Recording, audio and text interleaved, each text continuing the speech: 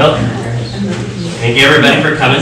This is the second of our summer speaker series, just hosted by the Museum of the Portage. And this year our series is focusing on the concept of trails. Portage obviously has a major connection to physical trails, being able to connect, continental watersheds by this portaging path between two Fox and Wisconsin rivers here in Portage. The overland trails that branch out from there.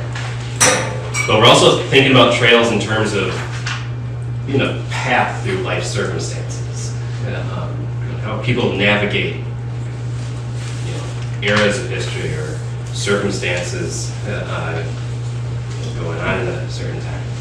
And last time we looked at the trails experiences of immigrants coming to Wisconsin around the 1830s through the 1850s. Tonight it's kind of a combination. We're looking at trails as an experience.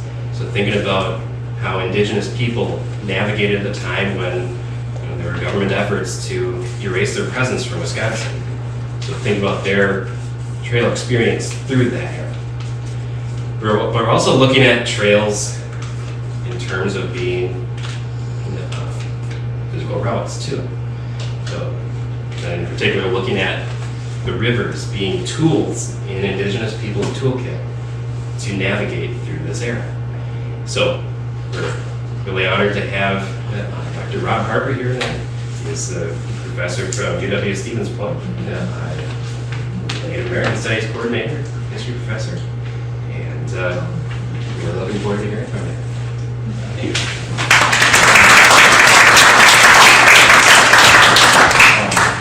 Thank you, Adam. It's a real honor and a pleasure to be here today next to the Portage and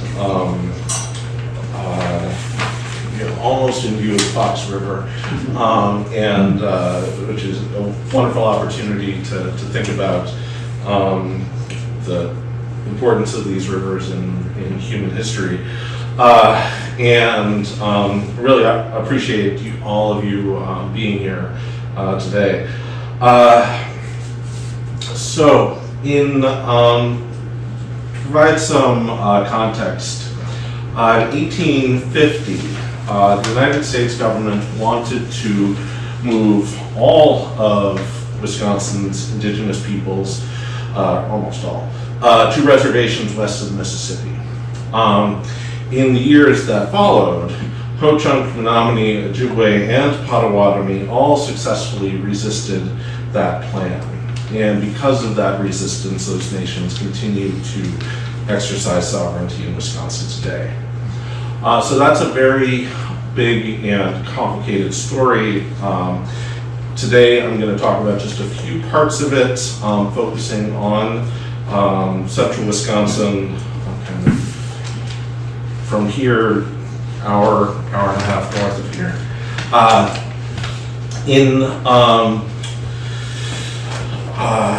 In the 19th century, settlers and U.S. officials referred to these communities, the communities that were resisting living on reservations and insisting on remaining in Wisconsin.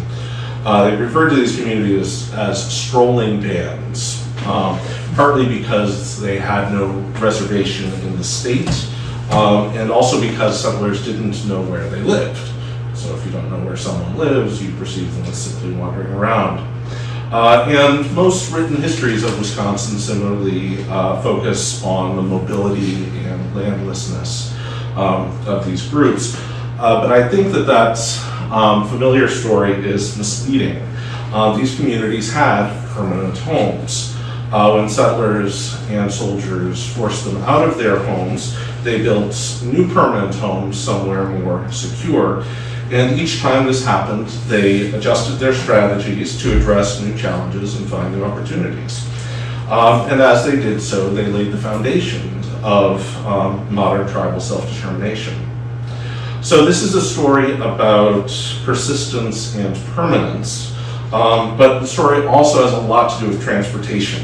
especially on Wisconsin waterways, which is why I'm so happy to be a part of this series and in this location.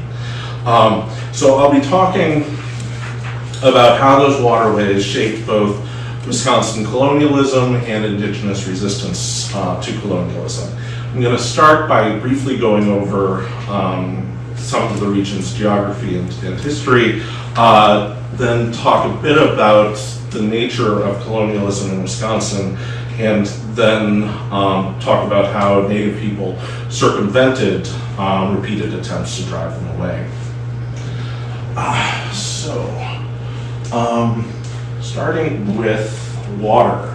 There's a lot of water in the state, and this map certainly gets at that. And when you pull up a map like this of the entire Great Lakes region, you notice that Wisconsin has an even denser collection of rivers than even the neighboring states. If we think about a world of people moving by canoe, this is a very good place to live. It is a place where there are lots of places you can take in a canoe and lots of places where you can carry canoes over land, not very far to get into your neighboring waterway. Also, though, I want to draw attention, we do have areas that don't have riverways scattered around the states, and those are going to be important. This is another version of the map that's a little more helpful for seeing the major rivers. Today I'm going to be talking about three of the major kind of westward, southwestward flowing rivers: the Black River, of course the Wisconsin River, and the Rock River, which is flowing down into Illinois, as well as then on the eastern side of the state, we have one big river system, the Fox and Wolf River system that ultimately flows into Green Bay. And so if we, in terms of understanding what Wisconsin was like 200 years ago, you have to start with these rivers. These are your superhighways. If you are trading, you are traveling on these rivers. If you are visiting people, if you're conducting diplomacy, it is all based on these waterways. And this has been the case for a very, very long time. So if you go back to ancient history and look at ancient mound building in Wisconsin, the locations of major mounds track very closely with major waterways. Again, it's partly about, well, there's a lot we don't know about ancient mounds, and it's certainly not my specialization, but rivers were clearly extremely important to people for transportation, trade, community building, going way back.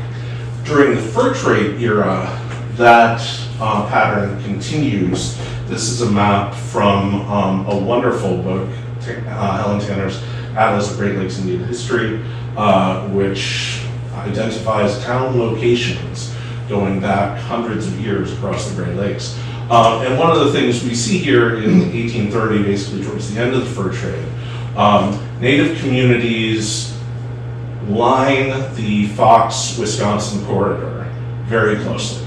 So you can't really make out the rivers very clearly, but the Fox River essentially is on this diagonal, and then we get to right here, Portage, and then the Wisconsin, and that is where you want to be. If you are in an export-oriented business, which is what the fur trade was, you want to have access to your trading partners. And the major trading places were Green Bay and Prairie du Chien, and so that's where people wanted to be.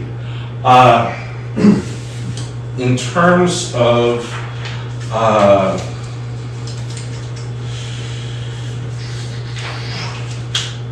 also want to stress, hard to make out here, but Helen Tanner identifies all of these towns by ethnicity. So distinguishes Menominee from Ho-Chunk, from Ojibwe, from Potawatomi towns. And the crucial thing to know about this map is that the towns are all interspersed.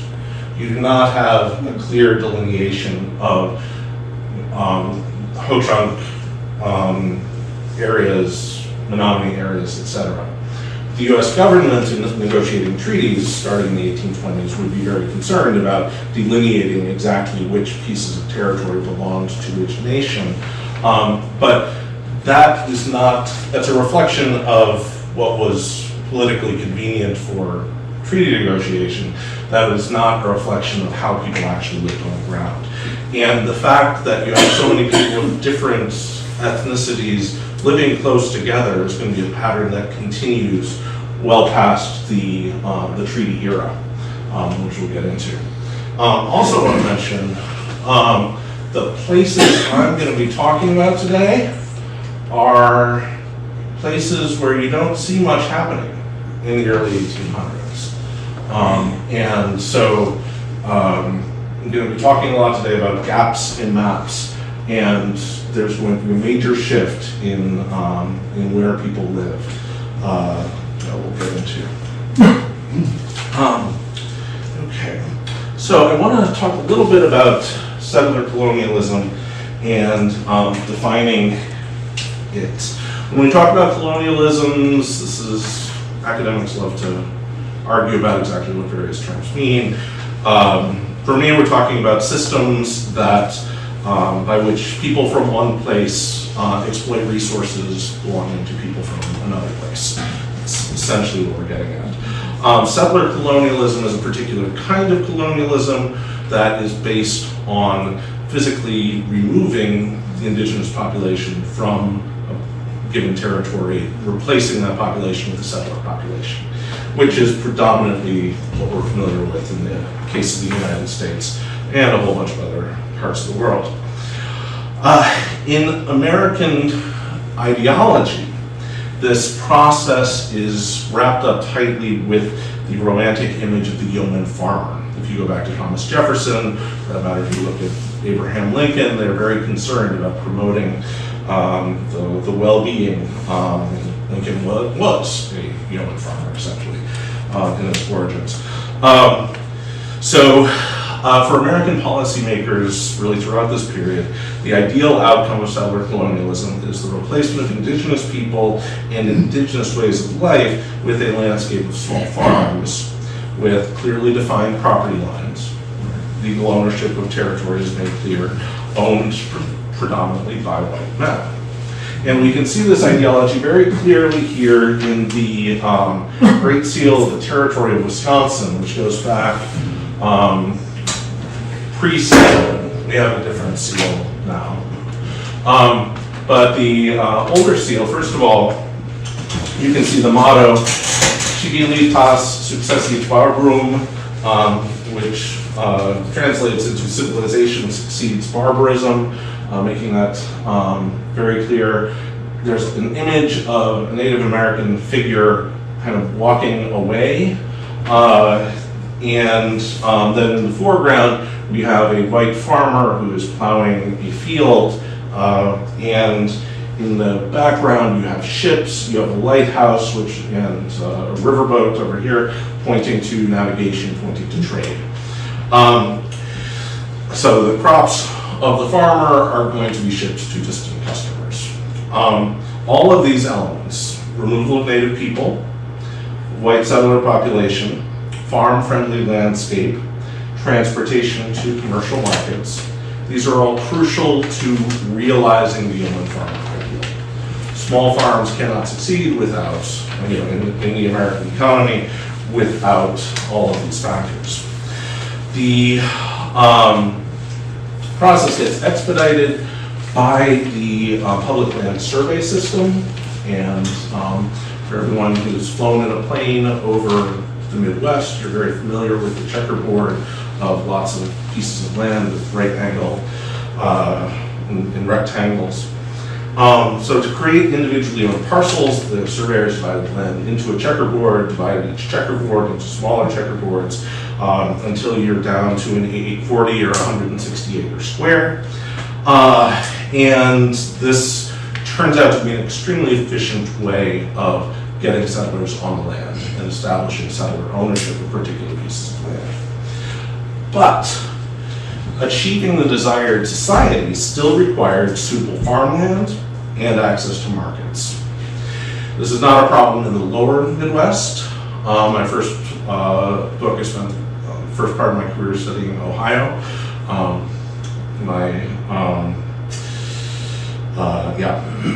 Farmland is not in short supply down there. Southern Wisconsin, eastern Wisconsin were the most parts good for commercial farming, but many parts of the state lacked the necessary soil quality or market access. Keeping in mind, for the time period we're talking about, market access means water, water transportation. So, meaning that settler colonialism was not initially viable, which means we have to talk about a different kind of colonialism, extractive colonialism,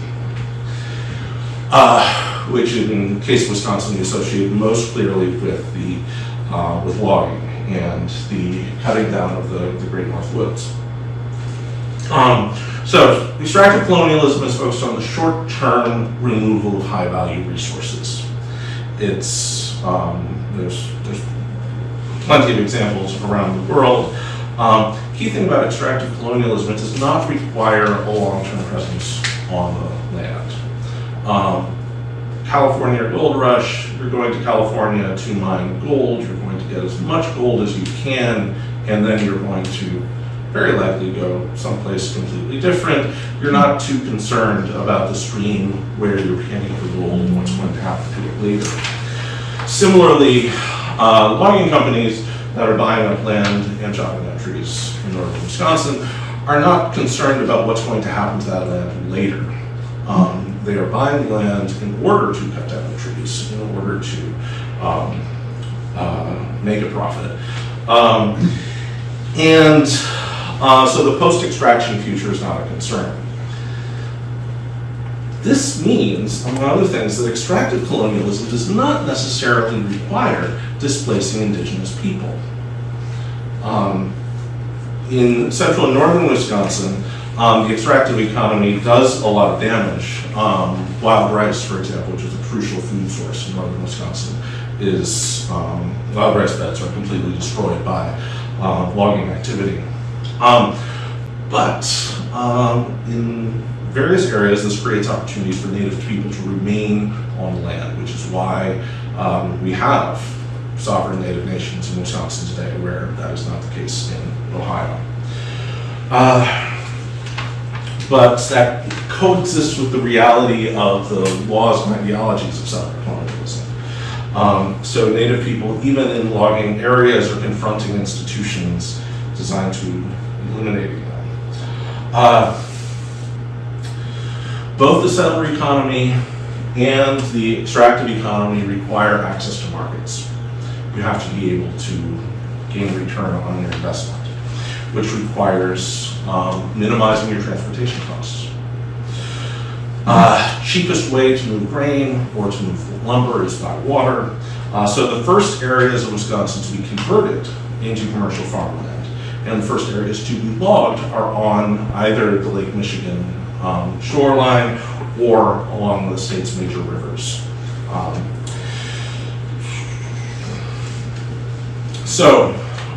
To survive all of this, Native people had to reverse the geographical logic of previous eras. In the fur trade economy, Native communities lined the most navigable rivers. In the mid-1800s, after the treaties, the threat of forced removal by the U.S. Army made it dangerous to live along a major river that was accessible to a gunboat or a wagon road, which you'll be hearing later in the series about military roads that allow the movement of soldiers. So Native people are moving to the areas that are of least value to settlers. And because colonial economies depended on river transportation, the best places were usually upstream, where the streams are smaller, more circuitous, harder to get to. And historical maps give us a kind of photonegative view of this world. This is actually a map that hangs in our living room. I like this map so much. But it's actually a really bad map. Like if you are trying to find your way to the Wolf River in northern Wisconsin, the upper Wolf River, this is a very bad way to get there because this is completely inaccurate. It's, but I love the inaccuracies.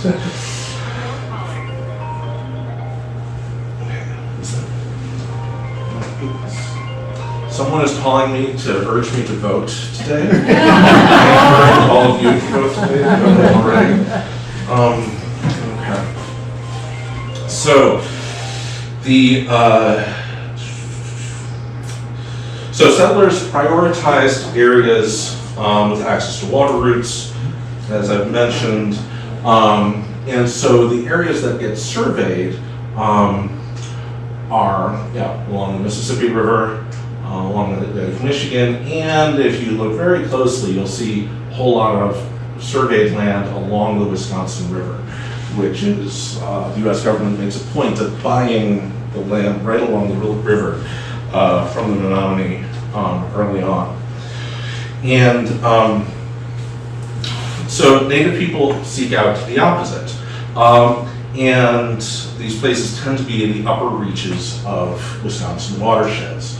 Upper Wolf River, Upper Black River, in these areas that are pretty blank in between the watersheds. I refer to these areas as headwaters. I think this is a term that helps reorient our point of view to help see these places more as centers of native life and as foundational sites of modern sovereignty. So to understand this history, we need to reverse our preconceptions. In settler eyes, these communities lived on the margins, literally in the blank spaces on the map. But for Native people themselves, these places that the map makers skipped were their homes. This was where they built permanent structures, where children and elders could stay relatively safe, and crucially where they planted their corn and other crops. They regularly traveled to settler towns, commercial farms, and lumber camps, but these colonial places remained on the outskirts of their year-to-year existence. In the post-treaty decades, Native communities in Wisconsin continued a lot of the ways of living they'd used for hundreds of years. As I mentioned, planting crops, especially corn, primarily for subsistence. Do not see much in the documentary record of Native people growing agricultural crops for market. They are producing lots of other kinds of products for market. They're producing maple sugar for market. They are digging ginseng for market. There's a market in ginseng. There's a market in China for North American ginseng starting in the 1700s. It's been a big industry for a long time, but for the first 150 years or so, it was controlled mostly by Native people.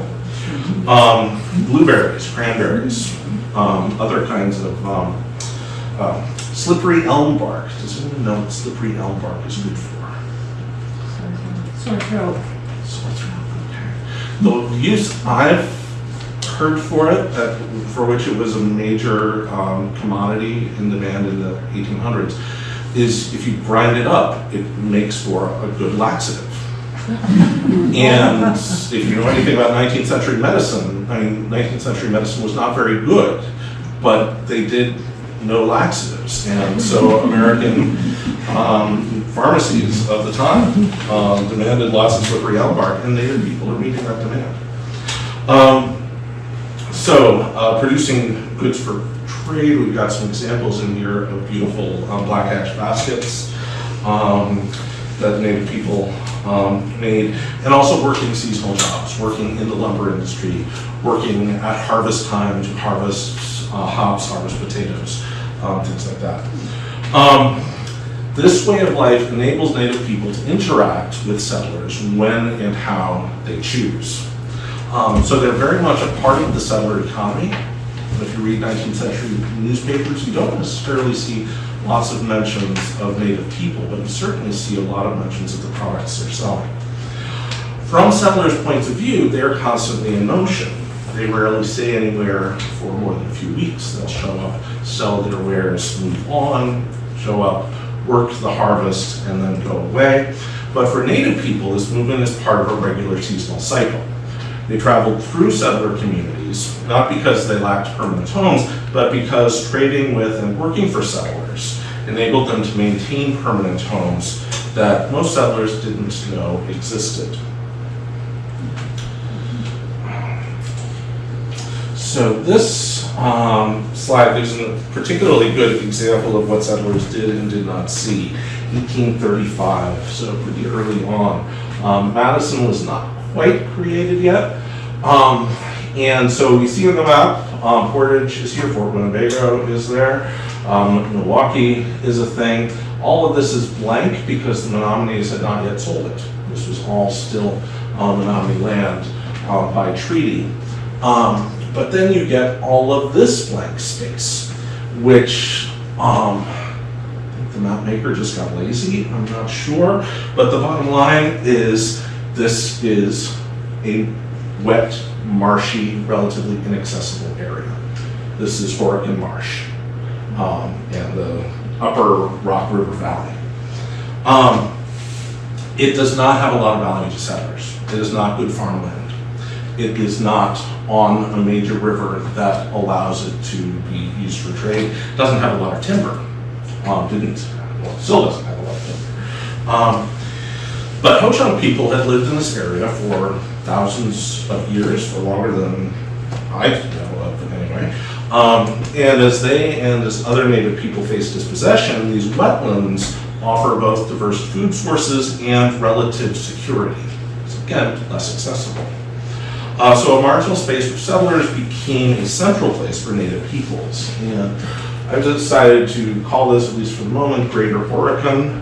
And this includes Horicon Marsh, but also kind of adjacent areas of the Upper Fox River Valley, the Upper Rock River, and the Upper Milwaukee River as well, which kind of loops around into here. So again, the headwaters of all of these streams. This map gives us a somewhat larger view of the landscape. In the 1840s, as some of the exhibits here explain, settlers and soldiers are driving Ho-Chunk and Potawatomi and Menominee people out of the lands that are in demand. And many of them are moving into the Horicon area. New arrivals include Ho-Chunk people from the lower Rock River. If you go to the outdoor exhibit over here about the 1832 census, it'll identify a number of the lower Rock River communities that moved up into Horicon. Potawatomi communities from the Lake Michigan shoreline, as well as Ho-Chunks and Potawatomis who had already been removed to Minnesota, Iowa, Kansas, who are now coming back.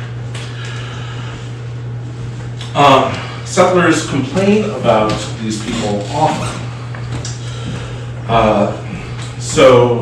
Large bands of Winnebago Indians have recently made an appearance in this county, taking up residences along the Rock River and Beaver Dam Creek. There's some 100 Potawatomis returned in August last from the Missouri country, western Iowa, essentially, and are now located on the Rock and Crawfish Rivers. The settlers were wrong to an extent because Native people had lived in this area all along, but they're correct that hundreds more people are coming to Greater Horicon in the 1840s. This is happening at the exact same time that the U.S. government is trying to move Ho-Chunk people from Missouri, from a reservation in Iowa to a reservation in Minnesota, and move Potawatomis from a reservation in Iowa to a reservation in Kansas. Every time the government is trying to move people somewhere new, some of those people decide, to heck with this, we're just going to move back to Wisconsin. So these communities, these newcomers build or expand a whole bunch of towns around the Horicon area in the 1840s and onward. They had no legal right to remain. They did not legally own any of this land, but the government doesn't care enough, really. There are various attempts to remove people from the Horicon area, but these quotations illustrate some of the issues. 1843, Governor Doty complains to the commander of Fort Winnebago that there's all the hundreds of Winnebago, Potawatomi, and Menominee Indians living in the Horicon area. And the Office of Indian Affairs replies, the Department of War can take no steps for the removal of the Indians. The Secretary doubts the power to expend the public money to remove and re-remove Indians ad infinitum. Essentially, the Army's position is we've tried repeatedly to forcibly remove Ho-Chunk and Potawatomi people west of the Mississippi. They keep coming back. We're not going to keep spending money on this again and again. This is now your problem, essentially. And settlers complain to the governor says, well, it's the federal government's fault. So essentially, nobody wants to spend the money, really, to send soldiers here. And it's shortly after this that Fort Winnebago is abandoned. Do you know what's the year? 45? 49. 49, okay. Yeah, and as you know American history, 1840s is not a time when the U.S. Army wants to be investing resources in Wisconsin. There are lots of other places where there's action happening. And so resources are getting directed away, which makes Wisconsin a more attractive place for Native people. And this isn't crucial in the 1840s again because the land is not that valuable. It's not that valuable to settlers. And so Native people remain in the Horicon Marsh area at least into the mid-1860s, at a time when everywhere else around Horicon Marsh was pretty thickly settled. So there's two other regions I want to talk about in kind of somewhat later time periods to illustrate more of what I'm talking about here. First, for context, 1862 is the year of the U.S.-Dakota War in Minnesota, which is a disastrous war for the Dakota people. It has two important consequences for Wisconsin. First, Ho-Chunk people had nothing to do with the U.S.-Dakota War. However, they happened to live in the vicinity. Their reservation that the government had put them on was in the vicinity. Minnesotans wanted the land, and they take the pretext of the war to drive the Ho-Chunk off the land. This is a horrific ordeal that leads, and it's indicated by this line here, being forced into South Dakota with no food. Hundreds of Ho-Chunk people die. A whole lot of Ho-Chunk people move back to Wisconsin as a result. The result of all this is that there will be a new Ho-Chunk Winnebago reservation in Nebraska, as well as the now growing community of Ho-Chunk in Wisconsin without a reservation. Second, the war in Minnesota leads to a series of panics across Wisconsin. In one community after another, settlers claim to have seen Indians nearby. Then rumors swirled that Indians were attacking. Settlers fled their homes for safety. And in some cases, these are like entire towns are being emptied out of fear. The rumors were all false. It invariably turns out to be it was sunset and someone saw, a horse that looked like there was somebody on the horse or something like that. Settlers are quickly mocking one another for being so paranoid. But these panics are less of a joke for Native people because they magnify calls for the expulsion of Native people, and in at least one case provide a pretext for seizing Native land. In the 1840s and 50s, Potawatomis from the Lake Michigan shoreline buy some land, about 80 acres or so, at a place they call Black Earth, on the kind of southern edge of Kewaunee County. It ends up being a site of at least hundreds, maybe over 1,000 Potawatomi people end up living there as a refuge. And this is a case where they do own a legal title to the land. But either during or shortly after these panics in 1863, a gang of armed settlers shows up and drives them off the land. The Potawatomis, as a result, scatter. Some go to Canada, the Upper Peninsula. Some Potawatomis end up in Mexico. Potawatomis are an extremely widespread nation. And a whole bunch of others move west into what's now Wapaka County and the Little Wolf Valley, and elsewhere in Central Wisconsin. So the 1860s are upending the lives of Native people in Wisconsin, both those who had been forced out of the state already and those who had remained. And that brings us to central Wisconsin, where I live. So I live at Stevens Point, right here. The 1860s are a boom time for central Wisconsin, for the Wisconsin river towns in particular. Stevens Point, Grand Rapids of South Wisconsin Rapids, Wausau. All of these towns are starting to take off because of lumber, because of being able to use this very substantial river to send large rafts of logs downstream. So settlement and logging and economic development is happening very quickly.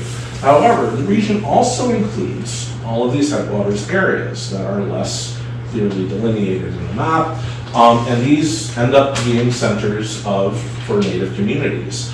And so we've got the Upper Fox region, which is familiar here, the Great Marsh, which is a marsh that's often forgotten about in Wisconsin history. It's now basically cranberry country. Because cranberries are the one thing you can grow there and make a big profit. But essentially a big chunk of Monroe, Juneau, and Adams Wood counties was a huge wetland. And this was one of the main places Ho-Chunk people lived in the mid to late 1800s. I'm going to talk some about what I call the Four Corners region, which that name probably won't stick, but it's the Four Corners of Marathon, Shawano, Wapaka, and Portage counties. I don't think anybody other than me cares about the fact that these counties happen to come together there, but that's what I'm calling it for now. Okay. So this region offers lots of advantages. Transportation is still mostly by canoe and pony. There are lots of resources to be harvested, from maple sugar to ginseng and to berries, as I've mentioned. And you've got physical distance from settlers, and these are areas that are less profitable to log as of the 1860s. So we're talking in particular here about the Little Wolf River, which essentially goes diagonally across Wapaka County from the Four Corners I've been talking about. The Wolf River itself gets logged, at least the kind of lower half of it, gets logged pretty quickly. It's a pretty good logging river. So really from Shawano on down, there's a lot of logging activity. This is what makes Oshkosh a significant city originally. All of these logs float downstream to Oshkosh. But the tributaries, such as Little Wolf River, are smaller streams. They're more circuitous. They're harder to get large amounts of timber down. So there's some logging, but not as much in the 1860s. And so, as Potawatomis are moving west from Black Earth, and in some cases moving north from Oregon, moving back east from Kansas, they end up in Wapaka County in the northern areas. There's a couple of towns that kind of get referred to collectively as the Big Stone towns. There is one site that a Potawatomi man buys legal title to in the 1860s, and his family holds on to it for about 60 years. And there's a cemetery there, the family cemetery is still on the spot to this day. So we've got some government reports that give us an idea of what these communities were led. About 40 or 50 acres of corn and potatoes, quite permanent structures for houses, made quite a business raising ponies for sale. This is 1866. A couple years later, it's up to 200 acres planted in corn, manufacturing a lot of maple sugar, which again is being manufactured for sale. Native communities are manufacturing tons, literal tons of maple sugar in the mid-1800s.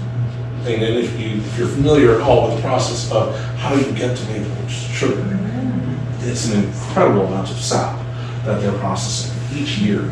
And it's a month-long period when you do it. And mentioning that the towns and villages where they're trading derive considerable benefit. Many of the Potawatomis are employed in lumbering, harvesting, hop picking.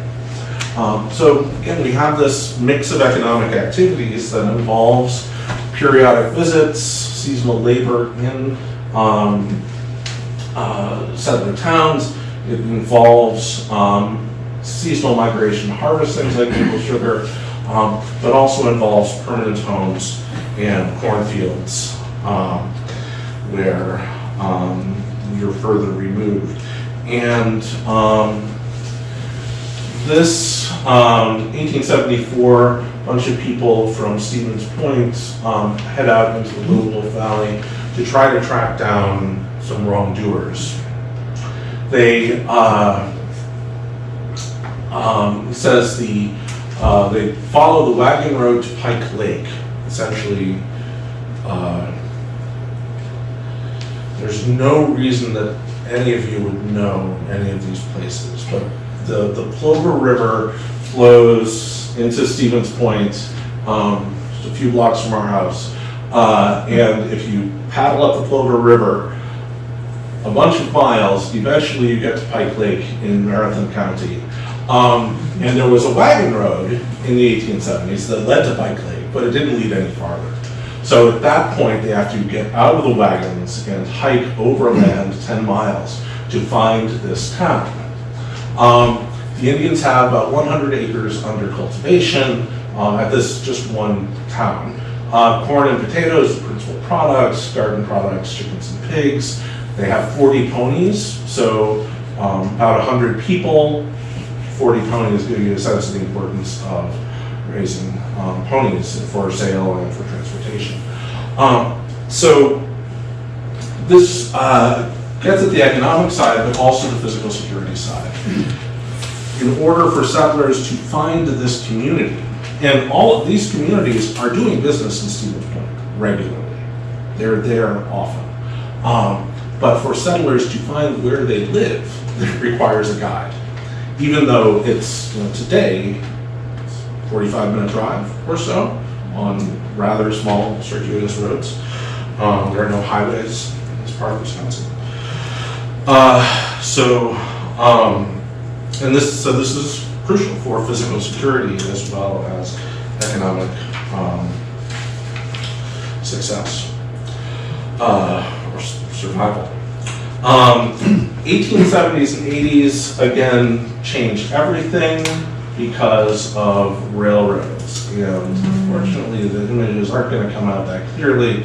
But 1860s, you don't have a lot of railroads in Wisconsin. This big thick line here is the Wisconsin River. You've got a bunch of railroads in the southern half of the state. You've got the one railroad going from Chicago to St. Paul that goes kind of diagonally there, which is basically still there. But otherwise, and in the Fox Valley, but all of central Wisconsin, no railroads. By 1875, things have changed drastically. So you've got a new railroad going from Appleton to Stevens Point and then all the way up to Lake Superior. You've got another railroad kind of crossing it. This is Junction City. Speaking of obscure places, no reason to visit, but this connected Wausau, the other crucial mill town on the upper Wisconsin. Then by the 1880s, you've got a bunch of new lines kind of spreading off of the major lines. And The result is you can now cut logs pretty much anywhere in the state of Wisconsin and get them to market on a train. The other big technological development is dynamite, which is invented and becomes available in the same time period. And dynamite allows you to blow up rock formations on rivers in order to widen riverways so that logs don't get caught. And so companies will organize, logging companies will get together to raise money in order to widen riverways so that they can get their logs downstream. And this will happen on the Little Wolf River and the Upper Wolf River and other tributaries. So as a result, the places that were previously of less interest to loggers, and therefore of great interest to Native people, are no longer refuges. And there is nowhere you want to live less than next to a 19th century logging camp. The loggers show up and everything gets worse for a time, and that will be crucial.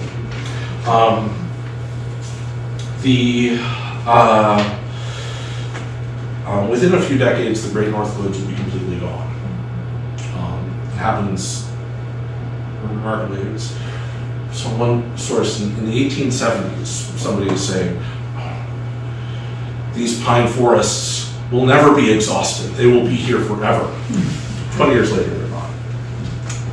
It's crazy.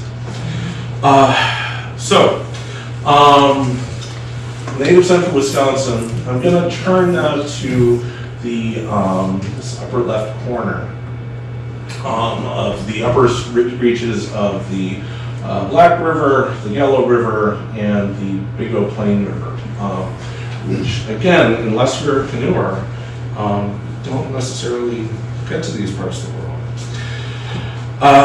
Native people are adapting to these new conditions. They're going to continue a lot of the same strategies, but this time they're doing it on cut-over land, which makes a big difference environmentally. So this is kind of the Black-Yellow Plain region I'm talking about: Western Wood County, Southwest Marathon County, Clark County, Jackson County. The Ho-Chunk people are taking up homestead claims in this region starting, especially in the 1870s. And so we've got a guide to where some of those are. And these homesteads, some of the land would remain in Ho-Chunk hands, some of it would not, but the homesteads are the foundation for Ho-Chunk sovereign territory in the state of Wisconsin today. And if you were looking for places, Ho-Chunk centers, Ho-Chunk communities, this is a pretty good indicator of where they are based on where homesteads were claimed in the 1880s and 90s. At the same time, Potawatomis are also moving into the region along with some Ojibways, some Anonymous. These are all multi-ethnic towns, especially along the upper reaches of the Yellow River, Hemlock Creek, and the Eau Plaine River.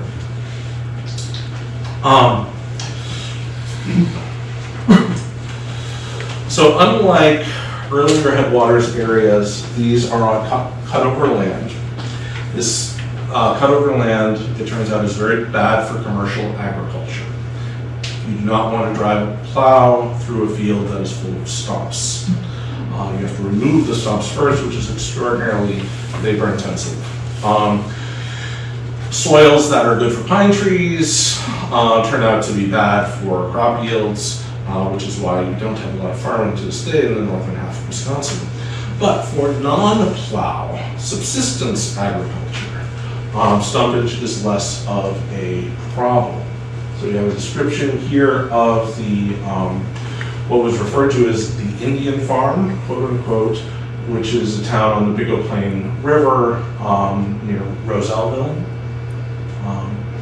which is, I don't think Rosellville has a stoplight, so it's not even a one stoplight town. It's probably 20 minutes from Marshall.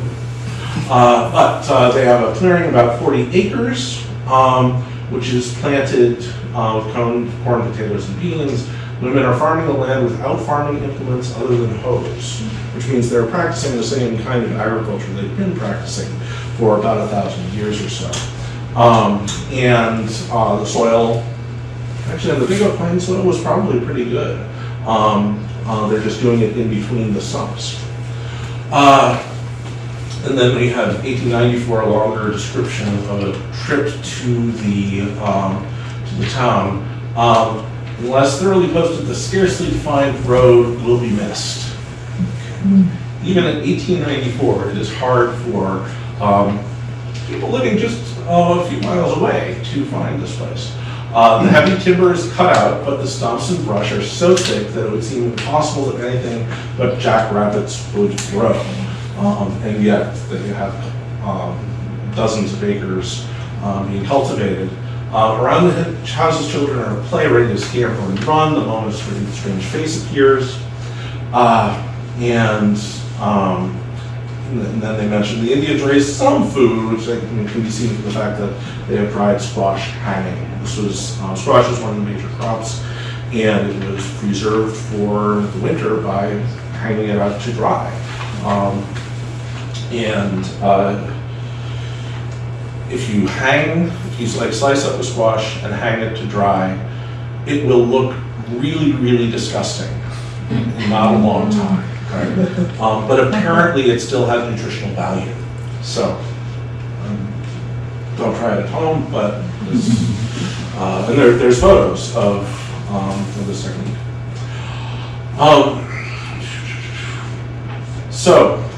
We've got here a whole bunch of key elements. Again, the security of physical removal.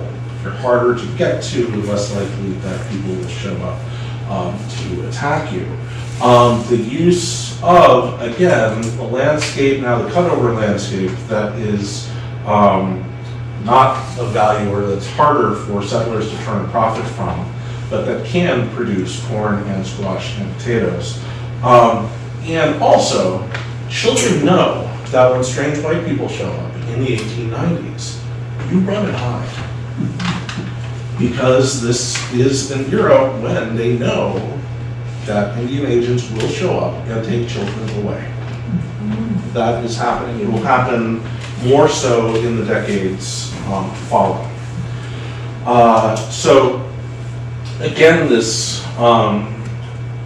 the Big Oak Plain community is very involved in the surrounding world. They travel a lot. One of the leaders, John Young, appears at the Great Chicago Exposition in 1893. He's like a speaker. He visits Marshfield all the time. He hangs out with the Marshfield newspaper editors. People in the community are selling goods in Marshfield. They are working in cranberry marshes, harvesting cranberries, harvesting potatoes, etc. Through the year, selling maple sugar and so forth. The tourism industry is getting going in the late 1800s. Just a whole new market for black ash baskets and other handcrafts. And yet they're able to do this by finding places, communities, physically removed that allowed some level of security, giving you a chance to run when the strange people show up.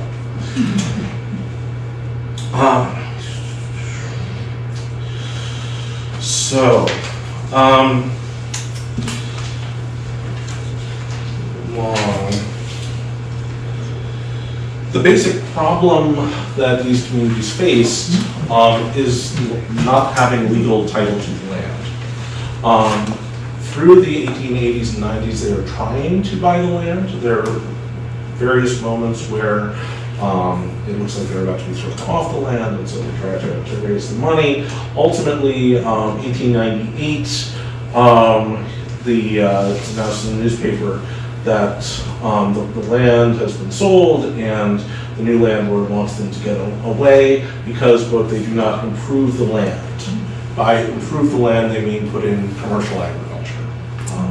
Clear the stumps so as to get plows in there, etc. Wants more desirable tenants.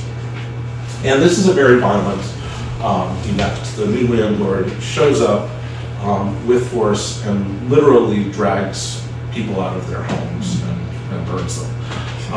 That happens a few times in these communities.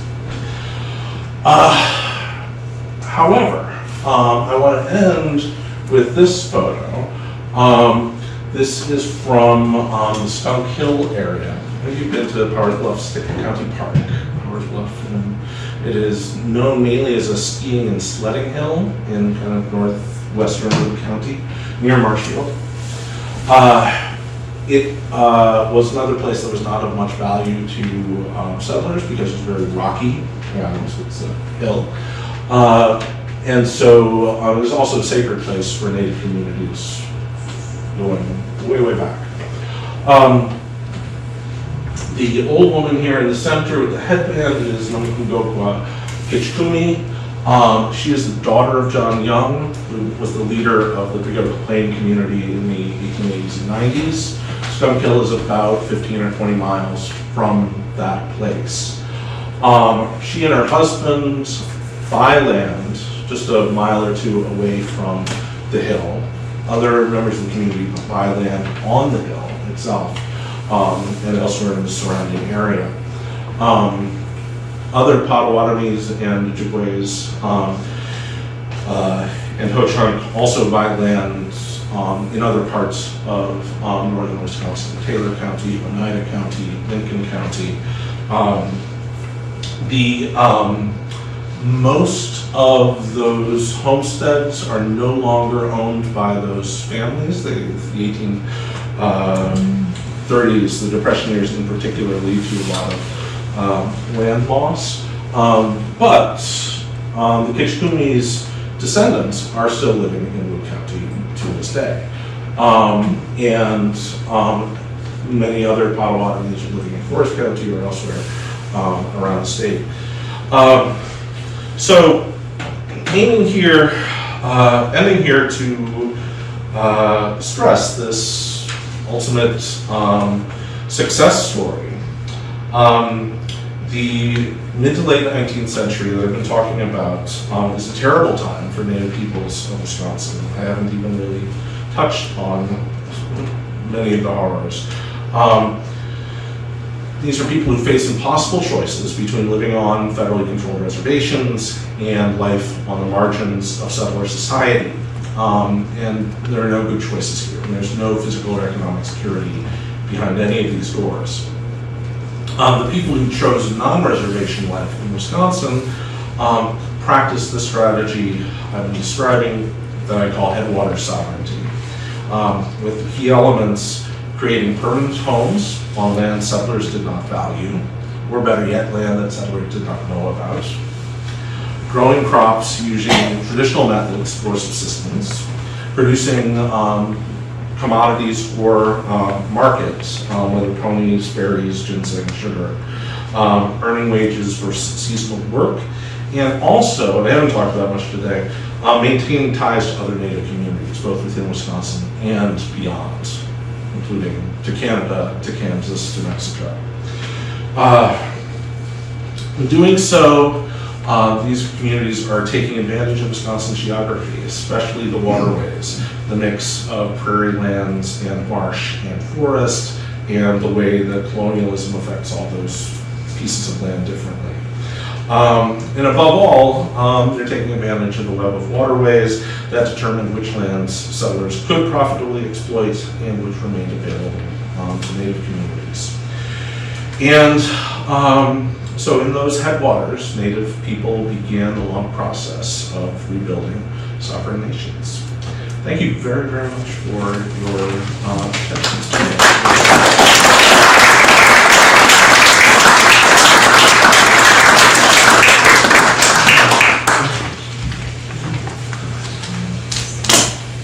Thank you so much. So we might have questions, but wanted to say a couple things before I forget. First of all, it's an amazing presentation. That's something that I'm sure most of us have heard stories about, from today's older generation of remembering how, witnessing Ho-Chunk and other Native people using the areas around Portage in this kind of way. Hearing about groups of natives using part of Grandpa's farm during the winter, or coming through, and so it's neat to see some of those, kind of bigger picture of those glimpses we're getting from stories that are still around. Definitely. Next month, September 10th, we'll be hearing from Dr. Stephen Katrowitz about kind of looking at another angle on this same story, looking at how Ho-Chunk people navigated the era of time when they were trying to exist in Wisconsin, in a place that they recognize neither as sovereign Native people nor as citizens. And so make sure to come out for that one. There's 2 talks in October. One's on the speaker series flyer. One just got scheduled a couple weeks ago. So we'll be hearing about the military road from Dr. Patrick Young. We'll also be hearing about the story of Wisconsin's Métis people from Mary Ellen Miller, who I think most of you probably talked to in the speaker series here before. She's going to be talking about her ancestry. So anyway, make sure you pick up a flyer with the dates of that, dates of the talks, and then the website so you can get to that, where that final talk is going to be. One other thing, we're talking about trails. Coincidentally, the DAR, or the Fort Winnebago Surgeons Quarters, is working on a project to document the military road as it passed through parts of Wisconsin. So they're going to be holding an event this Saturday, 2:30 p.m. at the old Fort Winnebago Cemetery. So up on Highway, I guess that's double E. Yep. So they're going to be commemorating a new marker of military road there. So might be worth checking out. But a couple things coming up. Thank you all for coming. Thank you. Thank you all. Start to buy their own parcel of property or collectively, but was it just a function of not having the money to do it, or were they prohibited from buying it, or? It's a mix of those things. There are attempts to buy land, both Ho-Chunk and Potawatomi people in the 1840s and 50s. And in the Ho-Chunk case, this is at least somewhat successful. And there's one Ho-Chunk family that escapes the forced removal of 1873 because settlers show up, their neighbors show up and say, hey, they bought land here, they own land. And Professor Kampowitz will tell you a lot more about that next month. I won't steal too much of his thunder.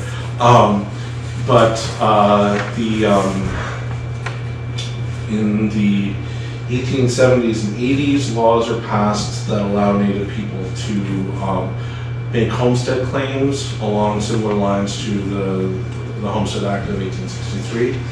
And so that particularly enables the Ho-Chunk to acquire lands. For Potawatomis, most Potawatomis will be able to buy land starting in the early 1900s. And it's 2 separate stories for Potawatomis in Wisconsin and Potawatomis from Kansas who've moved back to Wisconsin. The ones in Kansas have allotments in Kansas where they receive some lease money off of that, which then they use to buy land in Wisconsin. The Wisconsin Potawatomis, the ones who had, for the most part, never left Wisconsin, are ultimately successful in appealing to the government that they've never been paid for any of the land that they lost, and that therefore the United States owed them money, and the government decides to pay them back essentially by buying them cut over land primarily in Forest County, which is how the Forest County Potawatomi community ends up there. Though there's some who are also using the same methods to buy land in other parts of the state too. So it's yeah, it has a lot to do with the legislation and the policies and just the different claims of the different tribes, which are all incredibly complicated. Yes? At Horcon Marsh, if I remember what I saw there, they did a presentation on, at one point, the farmers tried to fill it in. So I'm assuming, and it was a total disaster. Yes. It was just a mess. So Yes. now that you mentioned Horcon Marsh, I'm assuming this probably all took place about the same time, the displacement of the, or Excellent afterward? question, and it's been a bunch of years since I've been to Oregon, but it's a wonderful place. It's a fascinating history. The only problem is there is no shade anywhere, and so if you go there on a sunny day, it will be brutal. Yeah, the bigger drainage projects happen later. Started, I think, in the later 1800s, and then into the, guessing that the 1930s are a big time for it, and that's when they really try, like they kind of try to send bulldozers all the way through to create a massive drainage channel. Yeah, it's a complete failure. But in some ways, I mean, Horicon is distinct in that it couldn't be drained, because most other marshlands do get drained successfully and get turned into arable farmland. For native people, they're able to take advantage of Horicon both because it's so much bigger, but also because in order to do that kind of drainage project, you need capital. You need to have a bunch of investment money, and not a lot of people moving to Wisconsin in the 1840s and 50s have that. If you do have that much capital, you're probably buying timberland along the rivers, because that's going to get your bigger return. And so it's just similarly to the rivers don't get improved the smaller rivers don't get improved for logging until later on, once you have larger businesses. 1870s and 80s, this is the dawn of big business in America, and companies are able to mobilize capital to do big improvement projects that were just not even thinkable a few decades earlier.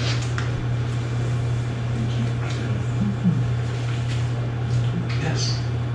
Did I understand correctly that the Native Americans were not citizens at this time? And what's the pathway for them to become citizens? That is a wonderful segue to Professor Gantowicz's talk next month. The short answer is Native Americans become citizens officially in 1924. Yeah. There are ways for Native people to become citizens prior to this, but it's extremely murky. And the rules change. Not everybody agrees on the rules. The general principle is that you can become a citizen of the United States if you renounce your tribal affiliation, if you cease any connection with your people, which is what Ho-Chunk people in Wisconsin do. And they will sign documents saying we forever give up our claim to be Native people or have any relation with our tribe. And yet they continue then, and then they get homestead lands. This is one of the conditions of getting a homestead land. But once you've done that, Ho-Chunk people are continuing to live as Ho-Chunk people on their homestead lands. So it becomes a way for them to preserve community and preserve culture by claiming to be giving it up. But Steve will get into all that. Steve was one of my professors in graduate school 20-some years ago, and so I'm a fan of his. This talk will definitely be worth coming to. So would you like to introduce, I think we have someone here that. This is my amazing, brilliant wife, Amanda Michael. Okay. Driven me down here tonight with Cedar Point. Oh, okay. So does she teach at, you teach at? I do. I Yeah. kind of thought that, yeah. Would you like to tell us a little bit about yourself? I am a Wisconsin girl from Rudolph, a Pointer through and through. My bachelor's and my master's are from Point, and I am beginning my 18th year in the Tutoring Learning Center, supervising teaching assistants and teaching some academic success courses, and yeah. And I'll give a plug for the brilliant Dr. Harper, who will be on sabbatical in the spring of 25, working on his next book. So we're really excited about that. Oh, okay, well, thank you for contributing and coming here. Yes. When you mention guides at different times, say the people, the native people coming back from Nebraska to go up to Green Bay, was that a government guide or, our country guide, or was that their own guides, or? In terms of returning from Nebraska, returning from Kansas? that Yeah, kind of going thing? back up to Green Bay area to It is astounding how quickly Ho-Chunk people in particular managed to get back to Wisconsin after being literally dragged onto train cars. And so they are returning by boat. By the 1870s, some may be returning by train, many are returning on foot. But really, it's, again, if you think of it in terms of waterways, from the Winnebago Reservation in Nebraska, you float down the Missouri River to the Mississippi, you go up the Mississippi to Wisconsin, and up the Wisconsin, and you're there. And so it's a long way, but given a decent boat and certainly means of traveling upriver, it's doable. Ponies are also really important to this story, and I'm not entirely sure how much in one sense, but especially, but for both the Ho-Chunk and Potawatomi, there's lots of documentation of significant herds of ponies. And there are photos from the late 1800s, early 1900s of families traveling, and one pony or two ponies traveling with a large family. The people are largely walking on foot, except maybe for an elder. But the ponies are carrying most of the stuff, which of course then makes travel much simpler. So it's these basic technologies, canoe, pony, that are making this possible.